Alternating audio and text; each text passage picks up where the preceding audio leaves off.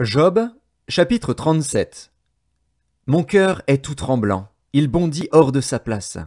Écoutez, écoutez le frémissement de sa voix, le grondement qui sort de sa bouche. Il le fait rouler dans toute l'étendue des cieux, et son éclair brille jusqu'aux extrémités de la terre. Puis éclate un rugissement. Il tonne de sa voix majestueuse. Il ne retient plus l'éclair, dès que sa voix retentit. Dieu tonne avec sa voix d'une manière merveilleuse. Il fait de grandes choses que nous ne comprenons pas.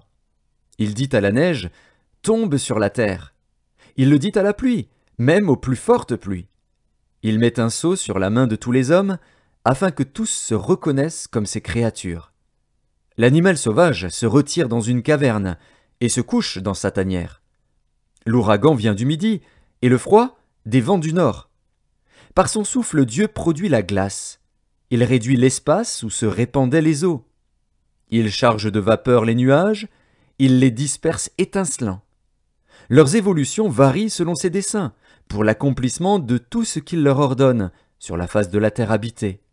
C'est comme une verge dont il frappe sa terre, ou comme un signe de son amour, qu'il les fait apparaître. Job, sois attentif à ces choses. Considère encore les merveilles de Dieu. Sais-tu comment Dieu les dirige et fait briller son nuage étincelant?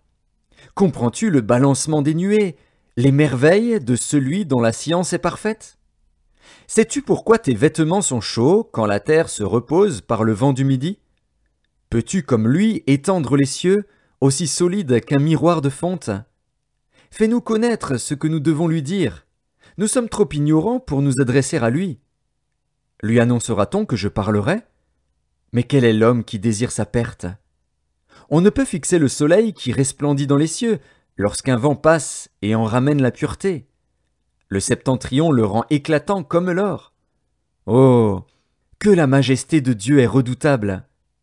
Nous ne saurions parvenir jusqu'au Tout-Puissant, grand par la force, par la justice, par le droit souverain. Il ne répond pas. C'est pourquoi les hommes doivent le craindre. Il ne porte les regards sur aucun sage.